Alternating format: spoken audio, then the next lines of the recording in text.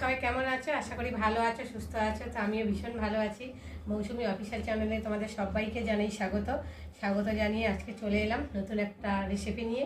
তো চলো আজকে আমি ছোলা বাটুরা বানাবো কিভাবে সেটাই তোমাদের সঙ্গে শেয়ার করব।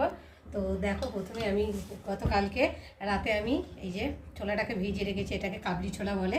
আর ভিজিয়ে রেখেছিলাম, আর একটু আগেই ভালো করে 3-4 বার ধুয়ে নিয়ে এসেছি। আর এখন আমি প্রেসারে দিয়ে দেবো। প্রেসারে দিয়ে আমি 2-3টে সিটি মেরে নেব, তো যাতে গলে না যায়, একটু শক্ত শক্ত থাকবে সেরকমভাবে সিটি দিতে হবে। আর আমি এখন পরিমাণ মতো জল দিয়ে দেব। জলটা দিয়ে দিলাম, আর একটু নুন দিয়ে দেব, অল্প করে দেব। দিয়ে আর এখন প্রেসারটাকে ঢাকা দিয়ে দেব।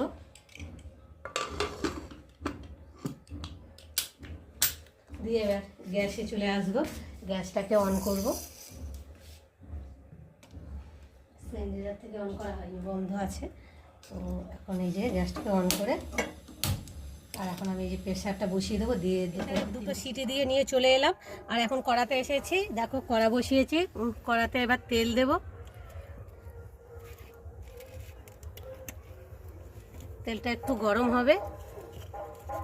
এবার আমি দিয়ে দেবো এর মধ্যে তেজপাতা, দেবো গোটা জিরে, আর দেবো দারচিনি। তোমরা চাইলে দারচিনি, এলাচ, লবঙ্গ এগুলো সব দিতে পারো। তো আমি দিলাম না, আমি শুধু দারচিনি দিলাম। দিয়ে একটু ভালো করে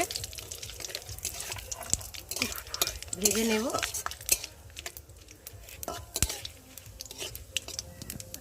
আর এখন দিয়ে দেবো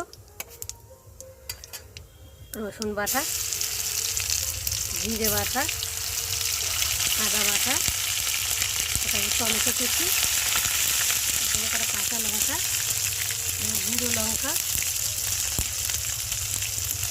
দিয়ে মশলাটা ভালো করে কষিয়ে নেব।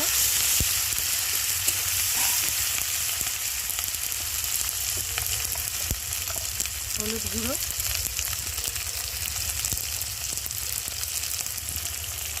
নুন দেবো, অল্প করে নুন দেবো, কেন সেদ্ধ করার সময় আমি নুন দিয়ে সেদ্ধ করেছি কাবলি ছোলাটাকে। তো মশলাটা আমি একটু ভালো করে কষিয়ে নেব। ভালো করে না কষিয়ে নিলে না মশলাটা কাঁচা গন্ধ ভাব বেরোতে যাবে। ধনের গুঁড়ো, আর দিয়ে দেবো চানা মশলা, দিয়ে মশলাটা ভালো করে কষিয়ে নেব।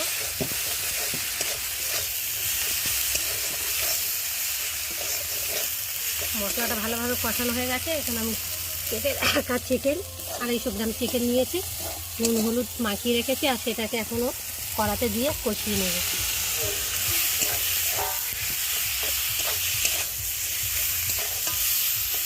ভালো করে কষাতে হবে তাহলে চিকেনটা।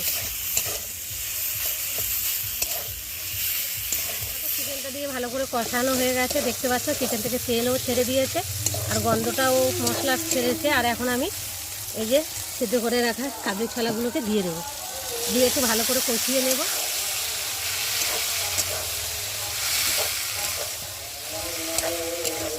আমার কষানো হয়ে গেছে চিকেনের সাথে কাবলি ছোলাটাকে। আর এখন আমি যে প্রেসারে সিদ্ধ করেছিলাম সেই জলটাকে দিয়ে দেব,